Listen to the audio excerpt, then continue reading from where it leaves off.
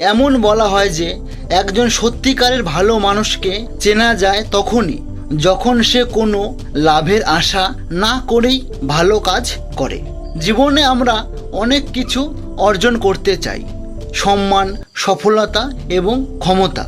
কিন্তু একটি সত্য কখনো ভুলে যেও না, একজন মানুষকে মহান বানায় তার চরিত্র, তার অবস্থান নয়। যাদের চরিত্র মহান তারা পৃথিবীতে নিজেদের ছাপ রেখে যায়। তাদের প্রভাব ছোট হোক বা বড়, তারা প্রজন্মের পর প্রজন্ম মনে রাখে। দয়ালুতা এমনই একটি মহৎ গুণ, অনেক মানুষের ক্ষমতার সামনে মাথা নত করে, কিন্তু খুব কম মানুষই আছে যারা বিপদে পড়া একজন অচেনা মানুষকে নিজের মতো করে সাহায্য করতে চায়। আর এই সিদ্ধান্ত সাহায্য করবে কি না এটা একজন মানুষের চরিত্র নির্ধারণ করে। আজকের গল্প এমনই একজন মানুষকে নিয়ে। যদি তুমি তোমার আত্মাকে আরও সুন্দর করতে চাও তাহলে এই গল্পটি শেষ পর্যন্ত শোনো। অনেক দিন আগের কথা, একটি বিশাল রাজ্য ছিল। সেখানে এক শক্তিশালী রাজা শাসন করতেন। রাজার সব কিছু ছিল, কিন্তু একটি সন্তান ছিল না। বয়স বাড়ার সঙ্গে সঙ্গে একটি চিন্তা তাকে সব সময় কষ্ট দিত। তারপরে এই রাজ্যের দায়িত্ব কে নেবে, কে সিংহাসনে বসবে? রাজা সিদ্ধান্ত নিলেন তিনি উত্তরাধিকারী হিসাবে বেছে নেবেন রক্তের সম্পর্ক দিয়ে নয়, বরং যোগ্যতার ভিত্তিতে।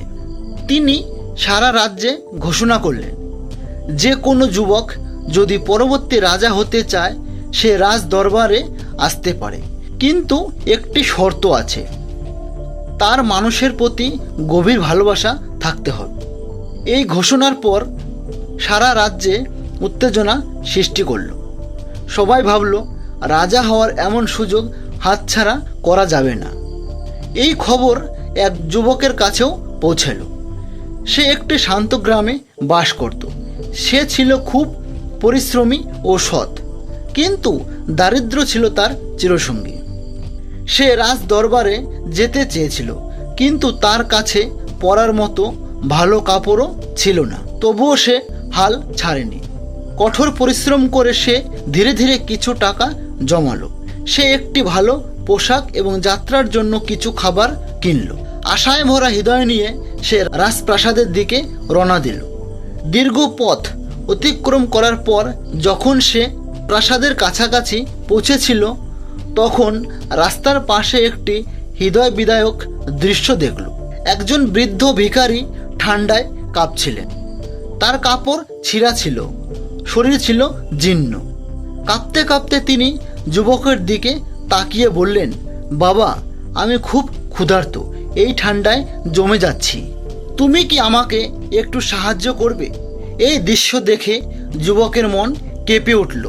সে একবার তার নতুন পোশাকের দিকে তাকালো, আরেকবার বৃদ্ধের দিকে। একটুকু দেরি না করে সে নিজের নতুন জামা খুলে বৃদ্ধকে পরিয়ে দিল। শুধু তাই নয়, নিজের জন্য আনা সমস্ত খাবারও তাকে দিয়ে দিল। বৃদ্ধ তাকে মন থেকে আশীর্বাদ করলেন। তারপর বাস্তবতা তাকে আঘাত করল। এখন সে পুরনো নোংরা কাপড় পরে আছে। এই অবস্থায় কি সে রাজ দরবারে যেতে পারবে? রাজা কি তাকে গ্রহণ করবেন? কিন্তু তার ফেরার পথ ছিল না। লজ্জা আর দ্বিধা নিয়ে সে দরবারে প্রবেশ করল। রাজপ্রাসাদের জমজমা অভিজাতকদের ভিড়ে সে নিজেকে একেবারে অযোগ্য মনে করছিল। তাকে কিছুক্ষণ বিশ্রাম দেওয়া হলো। তারপর তাকে ডাকা হলো। রাজা সিংহাসনে বসতেই যুবক মাথা নত করে প্রণাম করল। কিন্তু যখন সে মাথা তুলে রাজার মুখ দেখল, তার শ্বাস যেন থেমে গেল। সে বিস্ময়ে বলল, কি, এই তো সেই মানুষ যাকে আমি রাস্তার পাশে দেখেছিলাম। রাজা মৃদু হেসে বললেন, অবাক হয়েছ? হ্যাঁ, আমি সেই ভিখারি ছিলাম। যুবক হতবাক হয়ে বলল, মহারাজ, আপনি এমন ছদ্মবেশ কেন নিয়েছিলেন? রাজা সিংহাসন থেকে নেমে তার কাঁধে হাত রেখে বললেন, কারণ আমি জানতে চেয়েছিলাম তোমাদের হৃদয় আসলে কেমন।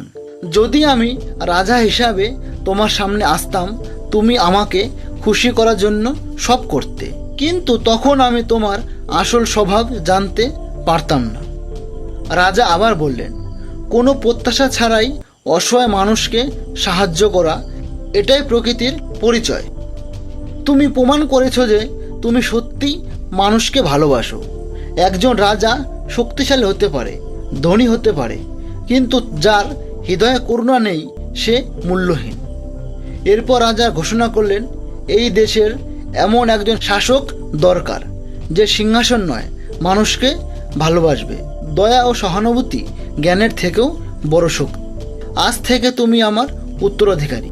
সেদিন দরবারে সবাই এই সত্যটি বুঝেছিল। প্রকৃত মহত্ব ঝকঝকে পোশাক বা রাজকীয় চেহারায় নয়, বরং একজন মানুষের হৃদয়ের মহত্ব লুকিয়ে থাকে। বন্ধুরা, যদি গল্পটি ভালো লাগে তাহলে লাইক করুন এবং বন্ধুদের সাথে শেয়ার করুন, এবং এমন আরও অনুপ্রেরণামূলক গল্প শুনতে আমাদের চ্যানেলটিকে সাবস্ক্রাইব করুন এবং বেল আইকনে চাপতে ভুলবেন না।